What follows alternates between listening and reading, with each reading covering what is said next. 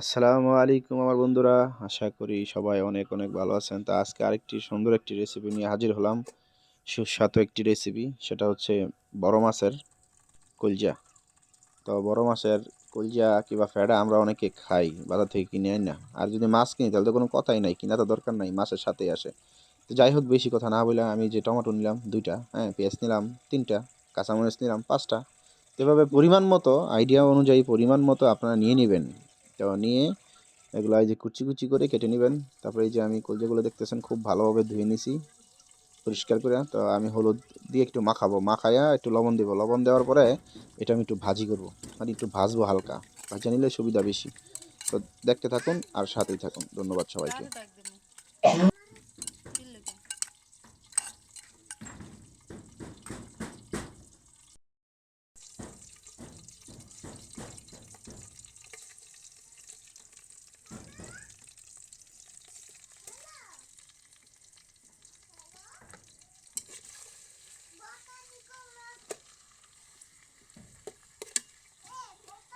তো আমি কিন্তু এই যে এগুলো ভেজে নিতেছি সুন্দরভাবে। তো মোটামুটি ভাজার পরিমাণ যেভাবে ভাজা লাগে সেভাবে ভাজবেন আর কি, পুরোপুরি ভাজবেন, হ্যাঁ। তাই এই যে ভাজার পরে এই অবস্থা, প্রচুর পরিমাণে তেল উঠছে। তো আমি এখন এই যে আমার পেঁয়াজ কুচি আগে করা ছিল আর মরিচ, তো এগুলো আমি একটু হালকা ভেজে নিব বাদামি কালার করে। তো ভেজে নিয়ে তারপরে আমি পরে স্টেপে চলে যাব।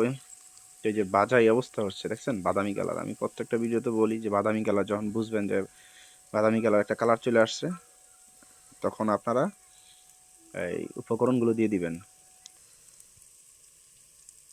তো উপকরণ বলতে যা যা বুঝাইছি এখানে, মরিচ, হলুদ, লবণ, আর হচ্ছে ধনিয়া পাতা, এগুলো দিয়ে দিবেন। আর হচ্ছে টমেটো, হ্যাঁ। তো এগুলো দিয়ে আপনারা হালকা একটু কষাইবেন। তো আমি এই যে সব কিছু দিয়ে দিছি, দিয়ে দেওয়ার পরে টমেটো দিয়ে দিছি। এখন একটু নেড়ে চড়ে নেবেন। তো সাথে থাকুন।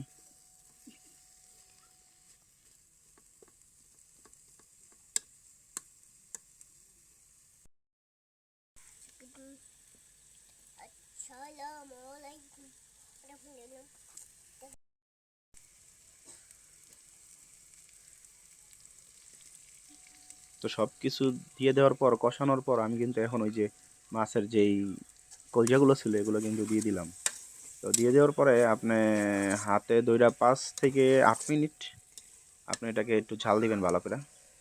কারণ পেঁড়া যেহেতু, কলজা যেহেতু আমরা আগেই ভেজে ফেলছি ভালো করে, তো এখন আর সমস্যা নাই। মোটামুটি এখন 8 মিনিট আপনার ঝাল দিলেই হবে।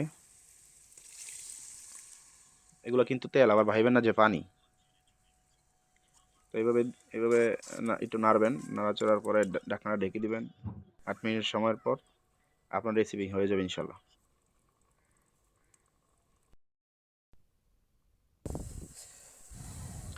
আপনি যদি হয়ে থাকেন 100 দিনের মানে রোগা, মানে খাবারের রুচি আসে না, মজা লাগে না, স্বাদ পান না, তাহলে এই পাকটা করে খাবেন, দেখবেন অটোমেটিকলি আপনার মুখে এমন স্বাদ আসবে, একবার গুরু হয়ে যাবেন, বুঝছেন। যাই হোক, এই যে আমি 8 মিনিট পরে আসার পর আমার তরকারি কিন্তু প্রায় হয়ে গেছে। কি সুন্দর একটা কালার আসছে, শেড আসছে, দেখছেন। একদম এখনকার মহিলারা মেকআপ মারে না, গালের ভিতরে গেলে এরকম। কিন্তু যাই হোক, ভালো থাকবেন, দেখতে থাকুন আর প্রাণ খুলে হাসতে থাকুন। আল্লাহ হাফেজ, ভালো থাকবেন। আসসালামু আলাইকুম রহমতুল্লাহি ওয়া বারাকাতুহু।